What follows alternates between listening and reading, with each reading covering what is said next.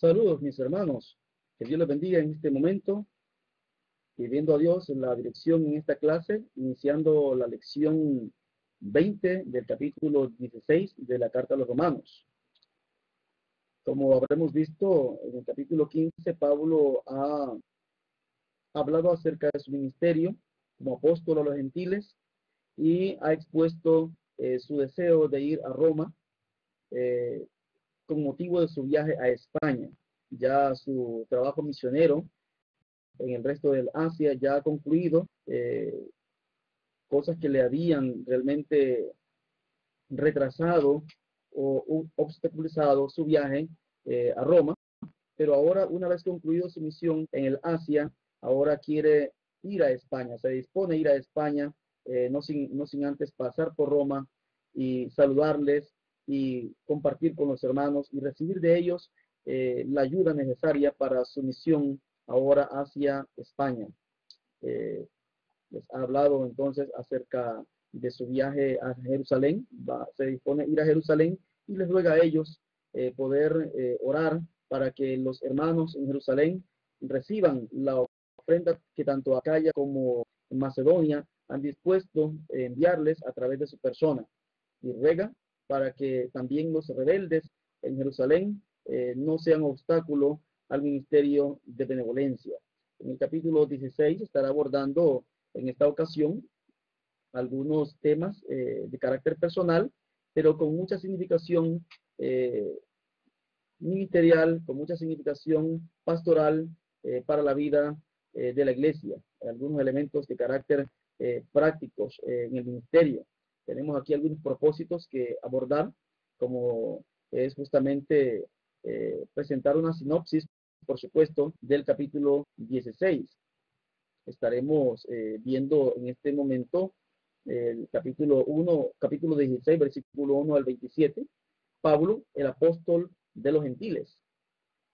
Veremos aquí el diaconado canónico de Febe o su obra de servicio, consecuencias pastoral de Pablo, conciencia pastoral de Pablo, observar lo natural de la familiaridad con que Pablo se dirige a los hermanos en Roma. Veremos ahí el perfil verdadero de Pablo como un pastor, no viendo a la iglesia como grupo, sino como individuos, hombres y mujeres a quien conoce y a quienes se dirige con naturalidad, como realmente debe ser la relación de un verdadero ministro para con la iglesia o la comunidad de hermanos, hombres y mujeres fieles con quienes él comparte el ministerio. Y no simplemente pararse en el púlpito y disertar sin personalizar el mensaje. Veremos el alerta pastoral que Pablo presenta ante los divisionistas.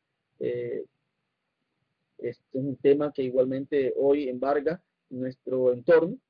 Y la doxología y tema finales.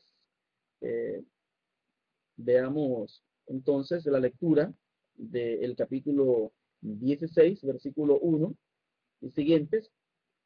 Os recomiendo además a nuestra hermana Febe, diaconisa de la iglesia en Cencrea, recibida en el Señor como es digno de los santos, y ayudarla en cualquier cosa que necesite de vosotros, porque ella ha ayudado a muchos y a mí mismo. En cuanto a la persona de Febe, estaremos viendo acá si este diaconado del cual Pablo hace mención es un diaconado de carácter canónico o simplemente la palabra implica un término genérico de servicio que Febe realizaba, un servicio general, un servicio que la ubica dentro de las muchas mujeres u hombres que amaban servir a la comunidad y no necesariamente un diaconado de carácter ya más canónico. Cuando me refiero a canónico, me refiero en cuanto a ya reglas establecidas por Pablo más adelante cuando escribirá la carta a Timoteo y estará hablando ya de requisitos o cualidades que deben tener los diáconos. Os recomiendo además a Febe, nuestra hermana, diaconisa de la iglesia en Cencrea. La hermana aquí mencionada, y cuando Pablo menciona hermana se refiere evidentemente a nuestra hermana en Cristo, una hermana fiel al Señor que amaba servir a la comunidad. Esta mujer no solamente era una hermana que estaba allí los domingos sentada, eh, atendiendo la palabra, sino que era una mujer que de manera continua servía a la iglesia. Es posible que Febe haya sido una mujer económicamente pudiente, es posible que albergase en su casa a hermanos, hermanas, misioneros, predicadores que venían de algunas partes. La ciudad de donde era oriunda esta mujer, tenemos la ciudad de Cencrea, que es un puerto marítimo de Corinto, en la parte sur del mar Ageo, en la parte sur de Corinto, justamente en el mar Ageo. Ahí se encontraba localizada la ciudad de, o en este caso, el puerto de Cencrea. Allí justamente en ese puerto se encontraba una iglesia y la hermana Febe era diaconisa de la iglesia. En cuanto al concepto de diaconisa, como mencionábamos, no hay evidencia en el Nuevo Testamento que indique que la mujer ocupase un lugar de directriz ante la iglesia. No existe evidencia que la mujer encontrase un lugar de dirección o de gobernatura ante la asamblea. Antes, ¿verdad? Sin embargo, la mujer es presentada como ayuda idónea del hombre, presentada como una mujer que debe apoyar a su marido. El papel prominente, sin embargo, que la mujer encuentra en el Nuevo Testamento es grande, no, sin embargo, y no significa eso que la mujer ocupase un lugar. Es importante siempre mantener el balance, no menospreciar el papel y capacidades de la mujer encontradas en el Nuevo Testamento. Pablo incluso da una lista hermosa en el mismo capítulo 16 y en un par de secciones en el Nuevo Testamento, en sus cartas, como también los evangelios. El evangelio Lucas presentará allí a muchas mujeres con nombres de mujeres sirviendo al Señor, siguiendo al Señor y sirviendo al Señor con sus bienes. Sin embargo, pese al servicio que estas mujeres presentan, o se hace que presentan en el Nuevo Testamento hacia el ministerio, tanto a Jesús como al servicio y ministerio apostólico, no se menciona nunca que pudiesen ocupar un cargo de gobernatura en la iglesia. Pese a su servicio, nunca se menciona a la mujer en el orden diaconal o de dirección de la iglesia, o sea, en orden de servicio oficial en el gobierno de la iglesia. No hay evidencia, no encontramos evidencia en las páginas del Nuevo Testamento. Antes encontramos al apóstol Pablo diciendo a Timoteo en el capítulo 2, versículo 11, la mujer aprenda con toda sujeción. El versículo 12 al 14, porque no permito a la mujer enseñar ni ejercer dominio sobre el hombre, sino que esté en silencio. Porque Adán fue formado primero y después Eva. Y Adán no fue engañado, sino Eva. Habiendo sido engañada, incurrió en transgresión. Las razones teológicas que Pablo plantea allí son contundentes, son razones de orden teológico y de principio edénico. Pablo se remonta al Edén mismo para decir que la mujer no debe ocupar un lugar de directriz en la iglesia, un lugar de gobernatura en la iglesia. No encontramos a ninguna mujer apóstola en el ministerio de Jesús. No encontramos a ninguna mujer obispo en el Nuevo Testamento, como no encontramos tampoco ningún otro papel, en este caso directriz de gobernatura de la mujer en la iglesia. ¿Machismo? No, no es machismo, simplemente es orden establecido por Dios. Simplemente es el orden establecido por el Espíritu Santo, dado allí en el contexto de la carta a Timoteo. Incluso el pasaje mismo, desde el versículo 1 siguiente, el contexto embarga la idea de la adoración misma, la iglesia en su estado de reunión, hablando acerca de la vestimenta y la conducta tanto de hombres y mujeres, la oración misma con que los hombres han de manifestarse, o la conducta que los hombres han de tener y la conciencia que los hombres han de tener cuando hacen sus oraciones, y luego habla acerca de las mujeres y seguidamente acerca de la sujeción de la mujer en el culto. Son evidencia que la mujer no tenía y no tiene de parte de Dios la licencia para poder ejercer un cargo de directriz espiritual en la iglesia. En cuanto a diáconos no encontramos tampoco a la mujer ocupando un cargo. Hay quienes dicen que cuando se lee, por ejemplo, la primera epístola de Timoteo, capítulo 2, versículo 8 y siguientes, Pablo está hablando también de las mujeres como diaconisas. Por ejemplo, leemos en el capítulo 3, versículo 8 de Timoteo: los diáconos asimismo deben ser honestos, sin doblez, no dados a mucho vino, ni codiciosos de ganancias deshonestas, que guarden el misterio de la fe con limpia conciencia. Y estos también sean sometidos primero a prueba, y luego, si son irreprochables, podrán ejercer el diaconado.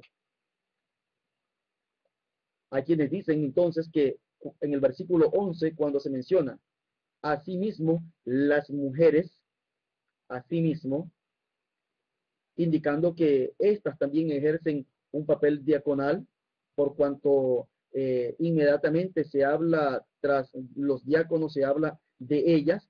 Esto evidenciaría, dicen algunos, que la mujer también aquí mencionada ocupa un lugar diaconal en la iglesia.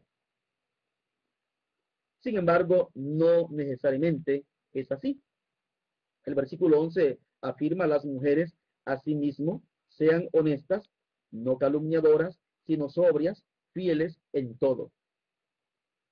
Continúa el versículo 12. Los diáconos. Es interesante que Pablo no diga en el versículo 11 las diaconisas asimismo. Es curioso que Pablo, si se refiriese a las mujeres como diaconisas, sería interesante y es curioso que Pablo no las mencione con el apelativo con que tanto inicia en el versículo 8, con que continúa en el versículo 12, sino que simplemente diga en el versículo 11 las mujeres asimismo. Y el versículo 12 dice: los diáconos sean maridos de una sola mujer, y que gobiernen bien sus hijos y sus casas. Porque los que ejercen bien el diaconado ganarán para sí un grado honroso y mucha confianza en la fe que es en Cristo Jesús.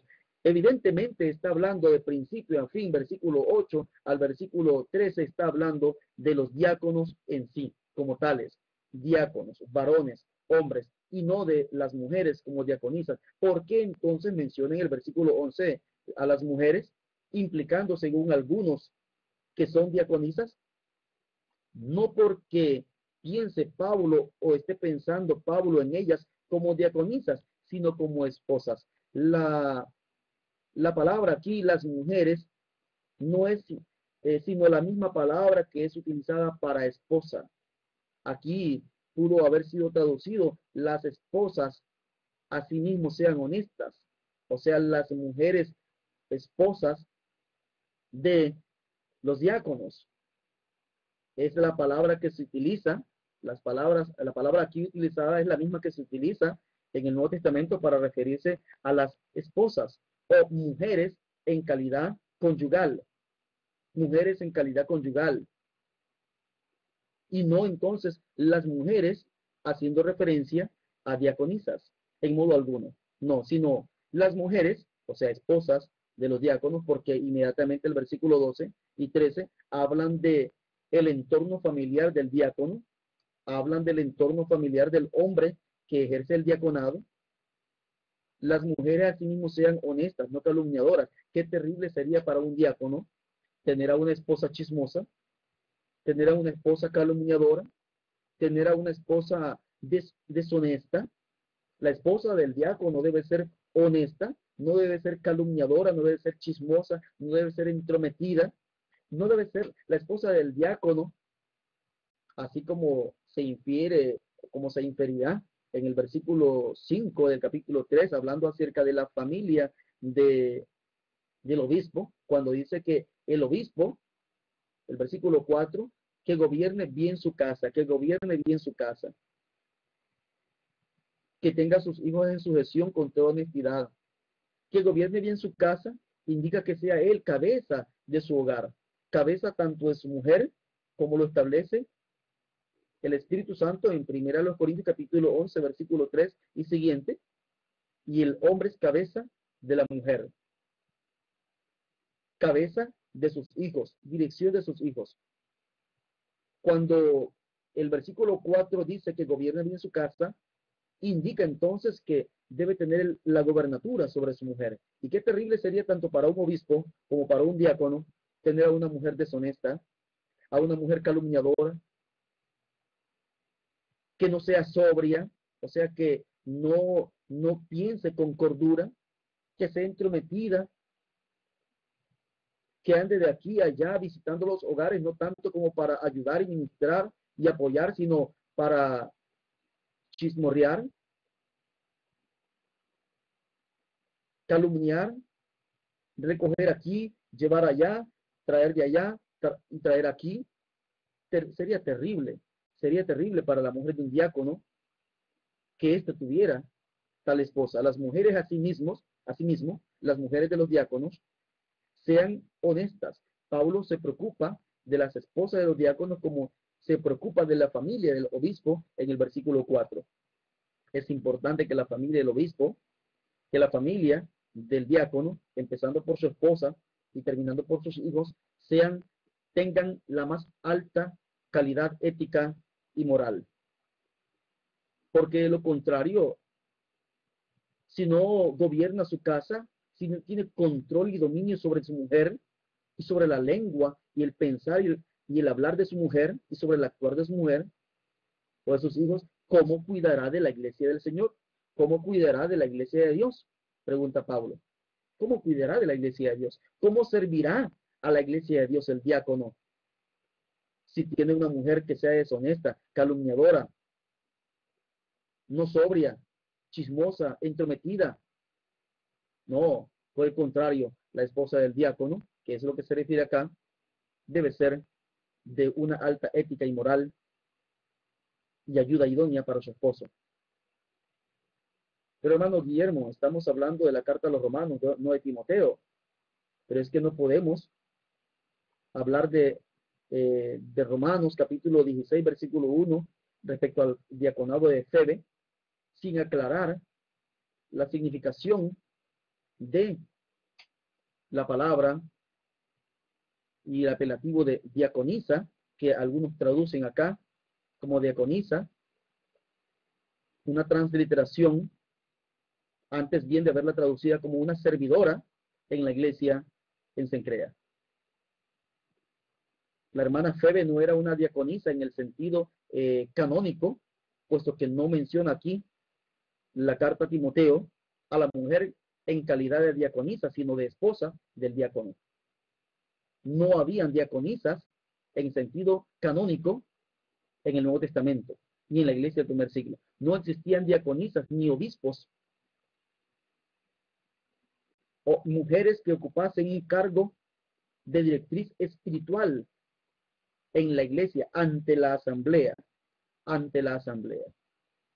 mujeres, y como Pablo le dice a las hermanas más adelante, a las abuelas, en su segunda epístola, Pablo dirá que las hermanas puedan ayudar a las más jóvenes a poder amar a sus maridos. Deben ser maestras del bien. Deben ser maestras del bien. cuando Pablo escribe a Tito en el capítulo 2, pero está hablando entre el orden de lo que es la mujer como ayuda idónea del hombre, del marido, y las mujeres de más edad y más experiencia, dar a las mujeres en sus hogares, en las visitas en los hogares, la enseñanza sana, cómo ayudar a su marido en la dirección de su hogar. Pero no encontramos entonces en la iglesia del primer siglo mujeres diaconisas. No podemos hacer, en este caso, una doctrina de un pasaje como Romanos capítulo 16, versículo 1, y empecinarnos de que la mujer, en este caso nuestra hermana Febe, era diaconisa en el sentido canónico.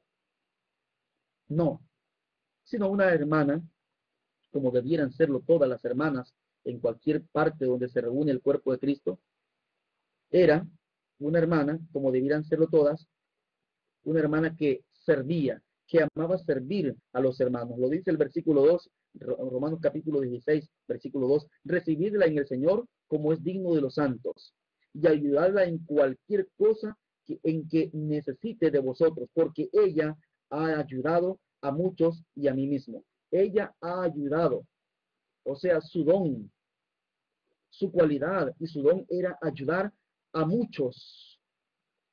No está hablando de un servicio eclesiástico formal, canónico. No hablaba de un diaconado de orden canónico, sino de servicio general que nacía de su corazón. Nacía hacerlo, le placía, se gozaba en hacerlo esta mujer.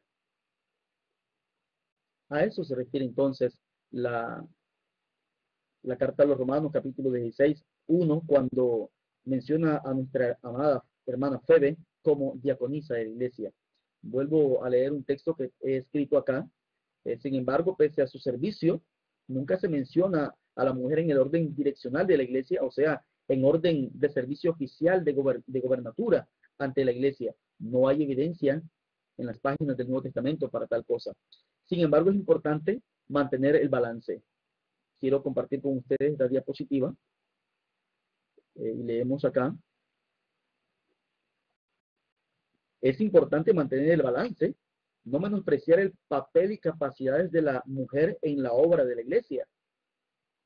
Podemos decir que una mujer no puede apoyar en la iglesia. En sentido genérico, toda hermana y hermano que ame el servicio a la comunidad de Cristo y en general son diáconos. Todos somos diáconos. Todos somos llamados a ser diáconos en el sentido de servicio. Todos estamos llamados a servir. Todos estamos llamados a poder prestar nuestro servicio al Señor a través del servicio de los hermanos, a través del servicio en la iglesia. Habrán algunos papeles, algunos roles en que una hermana pueda servir en la iglesia. Habrán hermanas ingenieros, hermanas arquitectos, que puedan llevar la dirección en esas áreas dentro de la construcción de una obra de la iglesia o para la iglesia. Y qué mejor que tener a alguien capacitado, cualificado. Y si no hay varones para hacerlo, perfectamente podría hacerlo una mujer, una hermana, que esté cualificada para ello. Ella estará prestando su servicio diaconal a la iglesia, pero no significaría que ella ocupe un papel de diácono en la calidad que lo plantea Pablo en la carta a Timoteo, capítulo 2, versículo 8 al 13. No en ese modo. Hay muchos papeles, muchos roles en la iglesia. La mujer enseñando a los niños, la mujer enseñando a las mujeres adultas, enseñando, capacitando sanamente, de acuerdo al orden y enseñanza del Nuevo Testamento, enseñando a las mujeres en la iglesia, y no de otra forma, entendiendo el sentido de diaconisa como la mujer que ostenta un cargo de dirección y autoridad sobre la iglesia y ante la iglesia, en modo alguno. No podemos ostentar ni promover el rol de gobernatura sobre la mujer en el gobierno de la iglesia cuando la Biblia no lo enseña. En la actualidad podemos encontrar con a muchos sectores en las comunidades muy apasionados, influenciados por el movimiento feminista, ya iniciado con el modernismo, con la revolución industrial de 1800, iniciado en 1900 en Norteamérica y el mundo, que se industrializó y la mujer vino a ocupar un lugar importante en la sociedad. Y ya el movimiento feminista de 1960, la explosión de ese movimiento que se introdujo aún dentro de los estratos religiosos de muchas comunidades eclesiásticas, sin mencionar nombres. Y ya ese movimiento feminista se introdujo también dentro de la iglesia del Señor y está hoy en boga. Hoy es un tema actual de que la mujer debe ocupar un cargo eclesiástico, de obispo o de ministro de la palabra ante la iglesia, un servicio diaconal de directriz y de autoridad ante la iglesia y sobre la iglesia. Esos tipos de movimientos los encontramos hoy en día y debemos, sin embargo, ante estos movimientos apasionados, si bien es cierto respetar el pensar y el sentir y tampoco apasionarnos en el sentido negativo ante aquellos que piensan de esa manera, sin embargo, mantenernos dentro del balance escriturístico y cristiano, de ética cristiana, de respeto, sobre todo, respeto a la palabra de Dios, respeto a la palabra del Señor, respeto a nuestros hermanos, a quienes piensen de otra manera, sin ofensas ni diatribas, pero sí mucho más respeto a la palabra del texto sagrado, la palabra del Señor. Encontramos igualmente una profunda conciencia, como veíamos en el bosquejo, conciencia plena de Pablo, conciencia pastoral plena de Pablo ante la iglesia en Roma. Tenemos acá a Pablo presentando una hermosa lista de hombres y mujeres, y Pablo menciona acá, saludaba a Priscila y Aquila, mis colaboradores en Cristo Jesús, dice Pablo. Es curioso que mencione a mujeres en el capítulo 16, hablando un poquito del balance del cual mencionábamos previamente. Vamos a encontrar una lista hermosa de mujeres en el Nuevo Testamento que servían al Señor. Por ejemplo, en el Evangelio de Lucas, capítulo 8, versículo 1 al versículo 3, dice que Jesús andaba predicando el reino de Dios y lo seguía mucha gente, y por supuesto sus apóstoles, los 12, y una gran cantidad de mujeres, y menciona nombres allí, entre ellas María Magdalena, y otras, dice el término, y otras que le seguían y le servían con sus bienes. Pablo aquí menciona en el capítulo 16, por ejemplo, podemos ver en el versículo 12, saludar a Trifena y a Trifosa, que trabajan arduamente en el Señor. Trabajan arduamente en el Señor.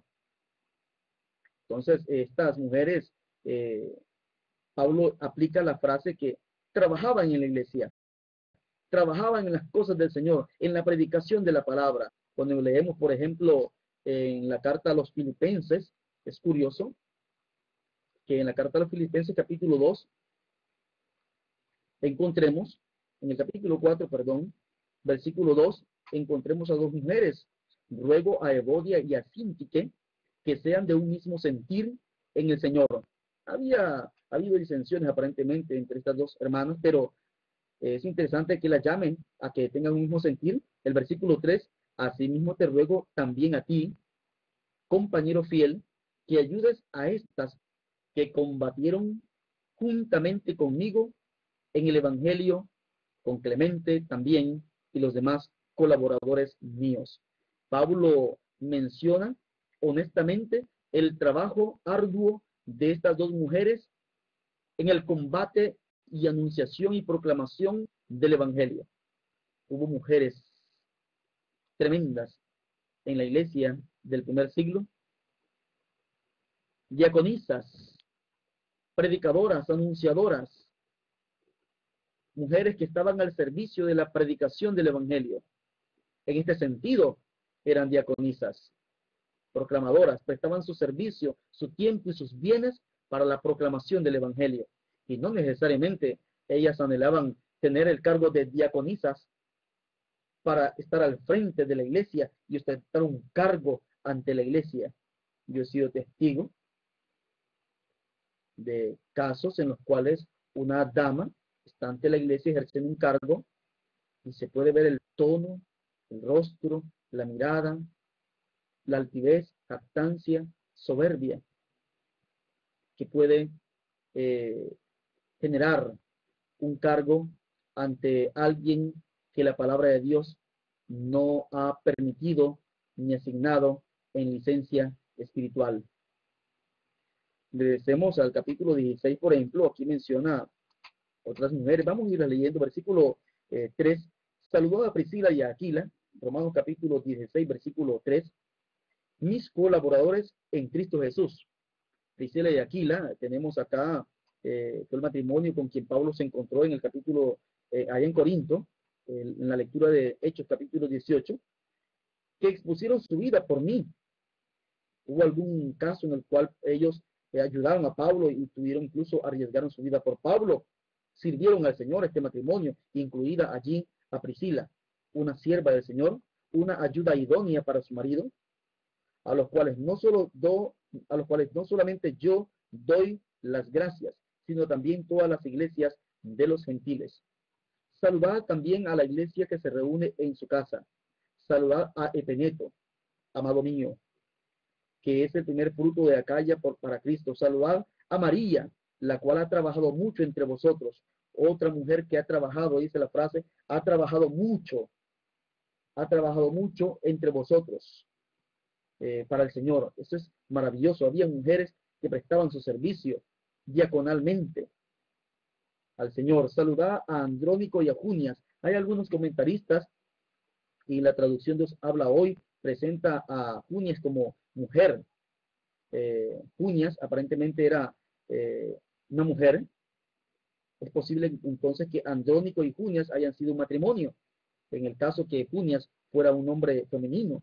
Mis parientes y compañeros de prisiones. Ellos son muy estimados entre los apóstoles y además creyeron antes que yo. Saludar a Amplias, amado mío en el Señor. Saludar a Urbano, amado mío. Saludar a Apeles, aprobado en Cristo Jesús. Saludar a los de la familia de Aristóbulo. Saludar a Herodión, mi pariente. Saludar a los de la familia de Narciso, los cuales están en el Señor. Saludar a Trifena y a Trifosa, que trabajan arduamente en el Señor. Otro par de mujeres que trabajaban fuerte en la iglesia. Saludad también, dice acá, a Trifena y a Trifosa. Saludad a la hermana Pérsida, que tanto ha trabajado en el Señor. Otra mujer semejante a Febe, semejante a Trifena y a Trifosa, semejante a Sintique y a Evodia, que trabajaban también para el Señor, semejantes a María Magdalena y a otras tantas que servían al Señor, incluso con sus bienes. Saluda a Rufo, escogido en el Señor, y a su madre, que lo es también mía.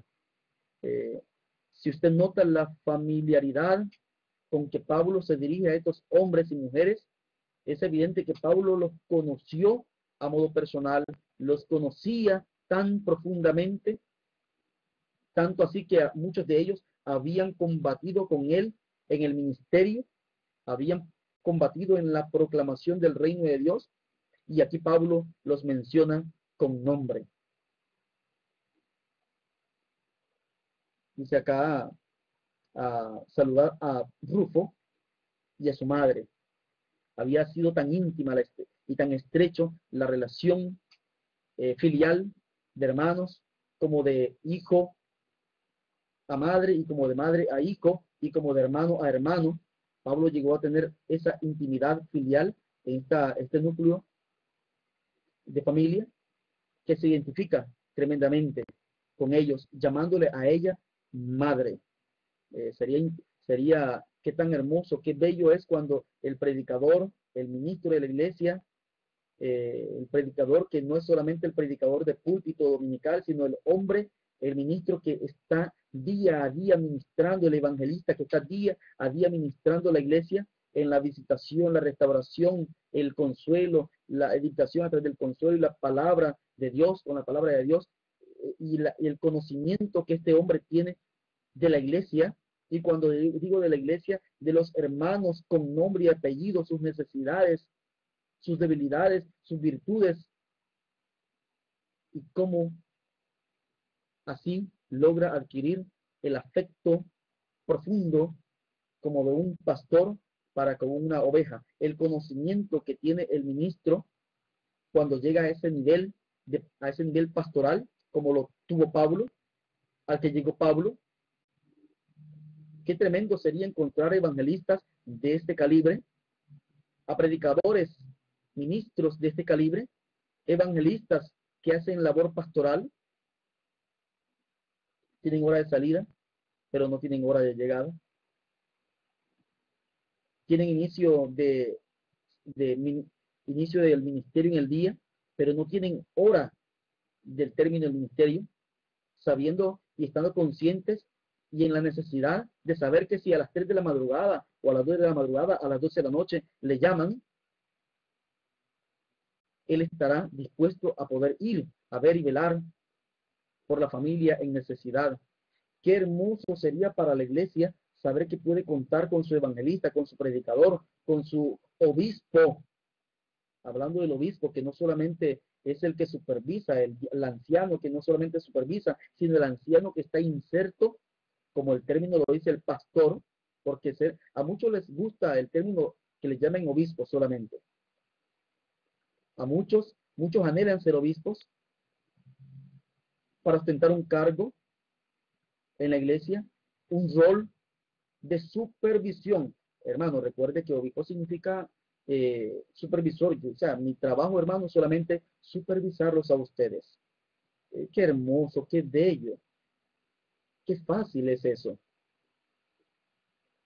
El ministerio del Señor, el trabajo del Señor, el pastorado, el obispado que Dios requiere de estos hombres que se llaman obispos, predicadores, evangelistas, o como querramos llamarles, es un trabajo pastoral. A muchos puede quedarles o nos puede quedar demasiado grande el título de pastor. Y de ahí que muchos solamente anhelen el cargo de anciano o de obispo. Porque ser anciano implica el hombre de más edad, o en este caso el hombre de más experiencia, y que está dirigiendo, está supervisando a los demás hermanitos, pero no se está involucrando, no conoce a la grey, no conoce a modo personal, íntimo, las necesidades de la iglesia, no tiene contacto personal con los hermanos, no sabe si la hermanita o la abuela tal o la familia tal está padeciendo tal o tal cosa, solamente tiene referencias de oídas de aquellos que hacen el trabajo pastoral en la iglesia. Esto es de repente los diáconos, esto es de repente los evangelistas, predicadores o el predicador de púlpito. Bueno, a veces se hace distinción entre el predicador de púlpito dominical y el predicador del terreno o de calle. Tal cosa no existe en el Nuevo Testamento. Pues son inventos humanos. Predicador en la calidad bíblica, evangelista en la calidad bíblica, ministro en la calidad bíblica, es aquel individuo que está inserto en el trabajo, está inserto en las necesidades y conocimiento de la grey, que es lo que vemos de Pablo aquí, el conocimiento profundo que Pablo tenía de estas familias, de estas personas, de estos individuos, y no los trata como grupo, los trata como individuos con nombre y apellido. Qué tremendo saber como el hermano evangelista, predicador, ministro, anciano, pastor, obispo, diácono, conocen el nombre de todo, de cada uno de los hermanos de la iglesia.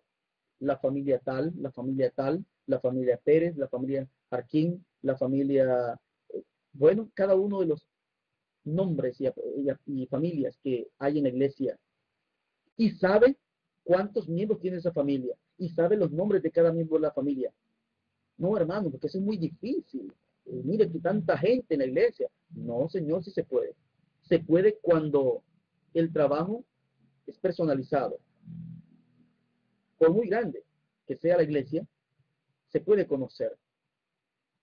No, es que eso lleva mucho tiempo. Bueno, es el tiempo que usted va a estar ahí ministrando, es el tiempo que va a estar ministrando, y se supone que no es un año que va a estar ministrando usted allí. Y máxime si es obispo, se supone que para llegar al cargo de obispo, tuvo ya una gran cantidad de años previos para haber conocido a la iglesia, y tendrá una gran cantidad de años posteriores para continuar conociendo cada día más a la Grey. No hay excusa, no hay excusa. Las excusas las ponemos nosotros y los obstáculos los ponemos nosotros, los predicadores, pero no la palabra de Dios. Pablo los conocía y sabía quiénes estaban allá en Roma. Cuando Pablo escribe la carta a los romanos, como bien hemos dicho, en la introducción se encontraba allá en Grecia, con toda seguridad en Corinto. Y Pablo sabía quiénes estaban en Roma y los nombra aquí por familias, por individuos, por personas. Saludad, dice acá, a Síncrito, a Flegonte, a Hermas, a Patrobas, a Hermes y a los hermanos que están con ellos. Demasiado grande el número de nombres, pero me los menciona acá. Saludad a Filólogo, a Julia, otra hermana, a Nereo y a su hermana, otra mujer en el servicio, a Olimpas y a todos los santos que están con ellos. Pablo, si Pablo pudo, siendo humano, siendo hombre como nosotros también podemos. Nosotros también podemos. Qué hermoso es cuando la iglesia sabe y escucha de su predicador el día domingo, que pasa a la oración y comienza a orar por muchos hermanos y que no precisa de una lista en la oración para mencionarlos, cuanto sí del conocimiento personalizado que él tiene de estos hombres y mujeres que están enfermos y los menciona. 10, 15, 20, 30 hermanos. Y usted, como oyente, escucha al predicador arriba, al ministro, en la oración, mencionando a uno por uno y la necesidad de uno por uno, aparte de otras necesidades que ha estado pidiendo o tendrá por hacer peticiones dentro de la misma oración. Y usted dice, wow, qué tremendo. A mí me gustaría tener a ese Pablo como predicador. A mí me gustaría tener a ese Pablo aquí en la iglesia. Pues permítame decir que sí se puede. Sí se puede. Sí se puede. Sí se puede. Y los ministros, predicadores, evangelistas, particularmente los obispos y ancianos, están llamados a ser pastores. Están llamados a ser pastores, no solamente supervisores, no solamente a ser hombres de experiencia para guiar a ciertos por ahí, no. Están llamados a ser pastores, o sea, aquellos que están entre las ovejas, en medio de las ovejas, sobándolas, acariciándolas, consolándolas, aliviando la patita quebrada de la que se ha roto su patita, aceitándola con el aceite de la palabra de Dios, como bien nos lo dice, nos lo dijo ya el profeta en el capítulo 34 de Ezequiel. Muchos pastores no están haciendo el trabajo pastoral que demandan. La experiencia de la lectura de la carta a los romanos, cuando usted vuelva a leerla una tras vez, la carta a los romanos, se dará cuenta de la profunda preocupación y conciencia pastoral que había en la persona de Pablo para con la iglesia en Roma. Tan pastor se sentía Pablo de los hermanos, pese a que, como él mismo les dice, que él no inició la iglesia entre ellos. Sin embargo, él se siente responsable de esa comunidad de fe a la cual y ante la cual él ha sido constituido y fue constituido predicador a los gentiles. La profunda conciencia pastoral de Pablo, profunda conciencia pastoral que debe haber en cada uno también de nosotros, los que ostentamos decir, y muy grandemente de repente, el título, somos ministros del Señor. Para lo tal hay que demostrarlo en el trabajo diario. La predicación del Evangelio, la visitación, para ver las necesidades que hay en los hogares, en las familias, debilidades que hay en los hogares y en las familias que tanto necesitan, la educación ética, moral, espiritual que cada familia en lo particular requiere.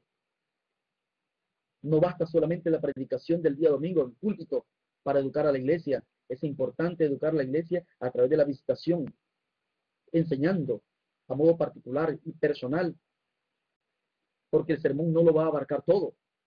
Los sermones no lo van a abarcar todo. Las temáticas allá arriba no van a abarcarlo todo, y máxime cuando allá arriba no podemos mencionar nombres directamente, señalarlos directamente, porque tampoco podemos hacer y pasar al frente las particularidades e intimidades de una familia, a menos que de repente pueda ser algo grave y algo público.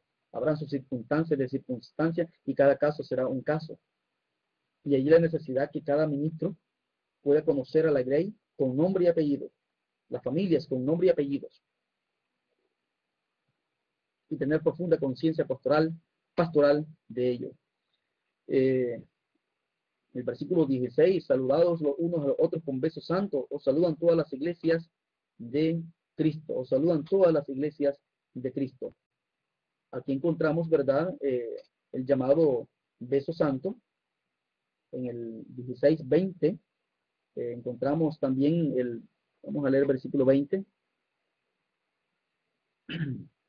Y el Dios de paz aplastará muy pronto a Satanás bajo vuestros pies. La gracia de Dios, la gracia de nuestro Señor Jesucristo sea con vosotros, dice el apóstol Pablo. Primera a los Corintios 16:20, leemos acá: os saludan todos los hermanos. Os saludan todos los hermanos. Saludados los unos a los otros con beso santo. También encontramos el mandamiento de Pablo en Primera de Pedro 5:14. Primera de Pedro 5:14. Y es curioso que muchos, ¿verdad?, en la actualidad hagan regla de una cosa, pero no de otra. 5:20. Primera de Pedro, capítulo 5:14. Encontramos acá: saludados unos a otros con un beso de amor. Pase a vosotros todos los que estáis en Jesucristo. El beso santo, el llamado beso santo que Pablo menciona acá, era una de las características de la iglesia del primer siglo, y aún dentro de la cultura misma del Medio Oriente, aún en Roma, igualmente, el beso, se daba el beso como una bendición, un saludo, y entre la comunidad judía, la transmisión de una bendición. De ahí que posiblemente se aluda cuando leemos, por ejemplo, en el llamado Evangelio de Felipe, que Jesús solía besar a María Magdalena. Claro, por supuesto, eso no está dentro del texto sagrado, de modo de paréntesis lo digo, y algunos quieran aludir a que había cierta relación íntima entre Jesús y María Magdalena al leer el texto, que Jesús besaba de manera continua, solía hacerlo en la boca. Pero eso era normal dentro de la costumbre de aquel tiempo, el beso, y el beso implicaba la transmisión de una bendición hacia la persona que se besaba. El maestro besando al alumno el beso santo. En este caso, Pablo aplica el beso santo, porque también era probable que ese beso entre los lujuriosos no cristianos, entre los gente del mundo, entre los paganos, el beso tuviese otras connotaciones o se diese con otro sentido u otra connotación. Y Pablo de ahí que aplique, tras que diga, salúdense los unos a los otros con beso, diga beso santo. O sea, pensando en la bendición divina de transmisión y dado a la persona que se saludaba. Y este es un ejemplo bíblico, es un ejemplo aprobado, es un mandamiento, está enunciado a modo de mandamiento. Os saludan todas las iglesias de Cristo, saludados los unos a los otros con beso santo. En la forma redaccional es un enunciado de mandamiento, porque entonces no lo hacemos hoy. Hay muchas otras cosas, ¿verdad? Que se discuten en las iglesias y en las comunidades, y otras que se aceptan como tales y otras que se rechazan. Este es uno de los ejemplos. No es nuestra costumbre, no era nuestra práctica, no es nuestra práctica, no es nuestra cultura, es parte de la cultura allá del Medio Oriente, y no nuestra. Pero interesante, ¿verdad? Poder comentar el versículo 16 y cada quien puede hacer su propia investigación sobre el mismo. Versículo 17, os ruego, hermanos, que os fijéis en los que causan divisiones. Pablo acá lanza una alerta pastoral ante los divisionistas. Hay quienes piensan que esto Pablo rompe con el esquema de saludos que trae, porque más adelante continuará, a partir del versículo 21, continuará con una lista breve de saludos igualmente, y dirán que esto es una interpolación o cualquier otra cosa de orden crítico literario. Para nosotros esto es natural, sabiendo que son saludos, y dentro de los saludos, Pablo está con la preocupación pastoral, el cuidado pastoral sobre la iglesia, y Pablo quiere que los hermanos estén pero bien sabidos de que hay hombres que dividen la iglesia. Es muy difícil, y no pienso y no creo, igual que, por supuesto, otros más prominentes en conocimiento y lectura, antes que su servidor, expertos, peritos, aún en el texto griego y en historia, han afirmado que realmente este pasaje no haría referencia alguna a los llamados débiles de la fe mencionados en el capítulo 14 y 15. Estos débiles en la fe mencionados allá, incluso Pablo les dice que estos son asuntos que tienen disensiones que hay entre ellos, pero por asuntos de opiniones. Aquí Pablo plantea, ¿verdad?, el asunto y el carácter de división, el espíritu divisionista que sí había en otras latitudes.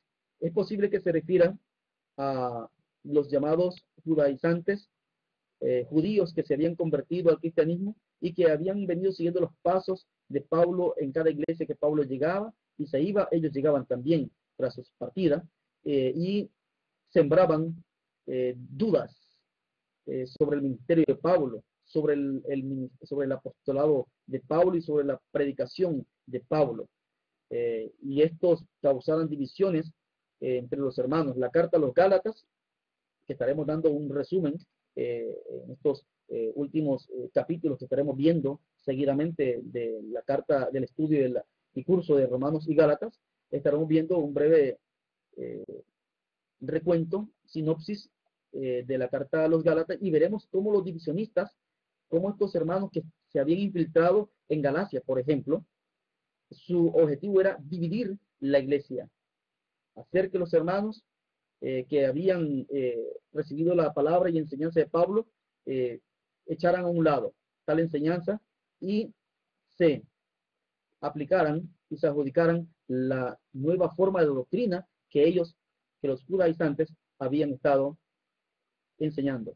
Sin embargo, Pablo aquí en el capítulo 16, versículos 17 y 18, Pablo alertará a los hermanos: pero ruego, hermanos, que se fijen en los que causan divisiones y ponen tropiezos en contra de la doctrina que vosotros habéis aprendido. ¿Cuál doctrina? La doctrina del Evangelio. la doctrina de salvación. Enseñanzas que tienen que ver con la salvación como tal y enseñanzas que no impliquen corrupción dentro del Evangelio de Cristo. En este caso particular es posible que Pablo esté aludiendo a ciertas enseñanzas de línea judaísticas, el judaísmo como tal, que ponía tropiezo a la doctrina de Cristo, eh, antes de establecer como base salvífica el sacrificio de Cristo. Estos otros estaban poniendo como base salvífica la circuncisión y el guardar ciertos elementos de la ley de Moisés. Y Pablo dirá, en modo alguno. Otros, como se observa en la segunda epístola a Timoteo, Alejandro y otros habían enseñado que la resurrección ya se había efectuado. Y esto Pablo lo censurará en la segunda epístola de Timoteo y les dirá, algunos andan enseñando que la resurrección ya se efectuó. A Himeneo y Alejandro en la primera epístola del capítulo 1 de Timoteo igualmente se señalan que han sido entregados a Satanás para que aprendan a no blasfemar. Cuando encontramos la lectura de la primera epístola de la carta de San Juan, en el capítulo 4 encontramos allí a los anticristos, aquellos que habían salido de entre nosotros, pero no son y no eran de nosotros, dice el apóstol Juan, porque si hubieran sido de nosotros, estarían con nosotros, pero han salido de nosotros para que manifieste que no todos son de nosotros. En su segunda epístola mencionará que aquellos que no se acojan a la doctrina de Cristo, o sea, a la doctrina concerniente a la persona de Jesús, estos no tienen ni al Padre ni al Hijo. Y a los tales no hay que recibir en casa. Pero estamos hablando de hombres que han renegado y están renegando completamente de la doctrina de salvación, Cuando Pablo aquí menciona entonces y ponen tropiezos en contra de la doctrina, estamos hablando de doctrinas salvíficas, doctrinas de orden salvífico. Hay doctrinas de repente de orden, enseñanzas que son más que todo, más que doctrinas, son opinión, pero que esas enseñanzas quieren convertirlas en doctrina de salvación. Eso también es peligroso. Podemos disentir en un punto y otro, pero estar de acuerdo y consciente que son doctrinas que nos salvan, son doctrinas, son puntos bíblicos de opinión y que no hacen daño en sí a la doctrina de Cristo. Lo daño y lo dañino, lo perverso, es hacer de ciertas opiniones doctrinas que quieran suplantar el evangelio de salvación, el evangelio de Cristo como base de salvación. Eso es nocivo. Y ante esos hay que sí tener cuidado. Ante esos sí hay que tener cuidado porque son los que andan de casa en casa, a espaldas de los ministros de la iglesia local, a escondidas de ellos, haciendo llamadas telefónicas, enviando chats, correos misteriosos, pláticas allí a escondidas, reuniones a escondidas. Eso no es ético, eso es deshonesto y Pablo lo condenará. Y Pablo dirá, apártense de ellos, o sea, no tengan comunión con ellos. Hablando un poco, ¿verdad?, acerca del corte de comunión, dirá Pablo aquí, apártense de ellos, no tengan comunión con ellos, corten comunión con un tipo de gente como estas, porque tales personas no sirven a nuestro Señor Jesucristo. Hay que estar claro. El que no provee para la unidad, no provee para Cristo. El que no provee para la unidad de salvación y la unidad de la iglesia en Cristo, sino para por sus propios provechos, ese hay que estar claro que no es de Cristo. Y a los tales, y ante los tales hay que separarnos de ellos. No sirven a nuestro Señor Jesucristo, sino a sus propios vientres, a sus propios intereses, ya sea económicos o intereses de alimentación de su propio ego. Porque hay de repente quienes notan no tanto el interés económico, no, sino tanto la exaltación de su ego como tal. Eso es dañino, nocivo, perverso. Tales personas no sirven a nuestro Señor Jesucristo. Y con suaves palabras y lisonjas engañan los corazones de los ingenuos. ¿Cuáles son los ingenuos? ¿Quiénes son los ingenuos? Aquellos, lamentablemente, que en la iglesia no se preocupan en el estudio diligente e inteligente de la palabra de Dios, en la escucha diligente e inteligente del texto sagrado, en las predicaciones y clases de tal o cual hermano, estar pendiente de lo que se dice y cómo se dice y el propósito con que se dicen ciertas cosas. Es importante que la iglesia esté alerta ante ello. De lo contrario, cuando percatemos tal o cual comunidad o nuestra comunidad estará siendo dividida. Vuestra obediencia ha venido a ser notoria a todos y por eso me gozo de vosotros. Pablo da palabras de elogios a los hermanos, a pesar de haberlos reprendido, haberlos exhortado allá en la primera parte de la epístola a los romanos. Ahora les dice, sin embargo, que sí ellos son buenos hermanos. En modo alguno no son malos, sino que han caído en debilidad y tienen sus debilidades como cualquiera de nosotros hoy, pero no necesariamente esas debilidades nos hacen ser malos en sí mismos. Dice Pablo a ellos, vuestra obediencia ha venido a ser notoria a todos y por eso me gozo de vosotros. Pero quiero que seáis sabios para el bien e ingenuos para el mal. O sea, no procurando hacer maquinaciones contra el hermano, pero sí ser astutos como la serpiente, previendo el mal que pueda sobrevenir. Hay que ser ingenuos en cuanto al mal, en el sentido de no maquinar y no crear maquinaciones que vayan en contra del hermano o de los hermanos, pero sí astutos, por supuesto, para poder prever el mal que pueda sobrevenirse hacia la iglesia. Y el Dios de paz aplastará muy pronto a Satanás bajo vuestros pies. La gracia de nuestro Señor Jesucristo sea con vosotros. Da una serie de saludos acá. El versículo 25 al versículo 27, una doxología, o sea, palabras de gloria a Dios, y al que puede fortaleceros según mi evangelio, o sea, según la predicación que he adoptado como mía, aunque no es mía, dice Pablo, sino que proviene de Dios y que ha sido proclamada por los profetas en el Antiguo Testamento, y la predicación de Jesucristo, y al que puede fortalecerle según mi evangelio y la predicación de Jesucristo, según la revelación del misterio que se ha mantenido oculto desde tiempos eternos. Ese misterio que se ha mantenido oculto no es sino la revelación de que los gentiles han sido también agregados al reino de Dios. Usted puede leer como referencia allí la carta a los Filipenses, a los Efesios, por ejemplo, en el capítulo 1 de Efesios, usted encontrará el versículo 9 y versículo 10. Él dio a conocer el misterio de su voluntad, de reunir todas las cosas en Cristo en el cumplimiento de los tiempos. Y puede leerlo, ¿verdad? De reunir todas las cosas, tanto las que están en los cielos como las que están en la tierra. El capítulo 3 de Efesios, usted puede leerlo también en casa, más detenidamente, a partir del versículo 4 hasta el versículo 7. Dice el versículo 6 más puntualmente, que los gentiles, ese misterio revelado, no es otro sino que los gentiles son coherederos y miembros del cuerpo de Cristo, del mismo cuerpo. También puede fortalecer la idea en Colosenses, capítulo 1, versículo 25 al versículo 27, en el cual también se da a conocer que el misterio revelado no es otro, sino que los gentiles también son parte de el cuerpo de Cristo.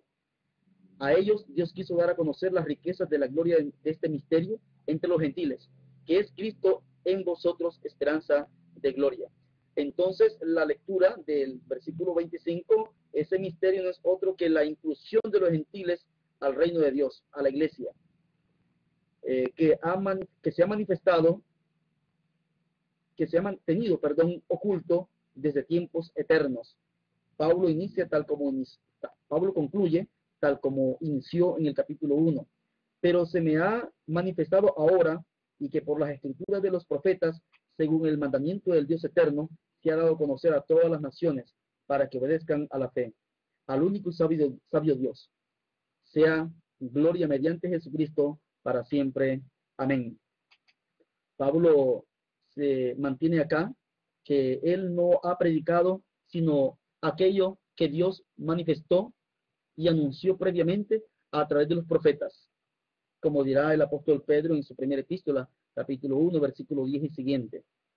Dios habló a través de los profetas, anunció las vicisitudes y sufrimientos de Cristo y las glorias de Cristo a través de los profetas, y que ahora le fue revelado también a él, como a los apóstoles, en el ministerio de Jesús, también a él le ha sido revelado este misterio, el misterio revelado, la predicación y anunciación del querigma evangélico, o sea, la proclamación de los hechos de Cristo, de la obra de Cristo en la cruz, de su muerte, sepultura y resurrección. Con esto, amados, estaremos llegando a la conclusión de lectura de la carta a los romanos. Puede ver usted acá algunas diapositivas, se las presento rápidamente y usted puede leerlas al final. Tenemos otra aquí, profunda conciencia pastoral de Pablo, hablamos un poco sobre ello. Tenemos aquí alerta pastoral ante los divisionistas y la doxología. Igualmente presentaré otra sección para que lo tengan y en su momento puedan leerla.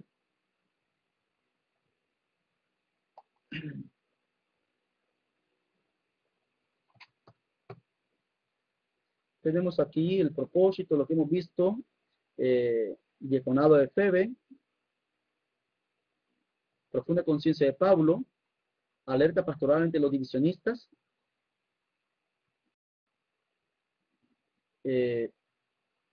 y falsos maestros. Tenemos acá ese llamado vigente, la doxología, el misterio, y ahí están algunos pasajes que hemos compartido en este momento. Saludos finales y algo de lo que estuvimos viendo, ¿verdad? En la aplicación previa, en esta ocasión, el diaconado de Febe. Lista de hermanos a quienes saludan. Objeciones acerca del saludo. Puede usted leerlo con más detenimiento. Advertencia contra los falsos maestros.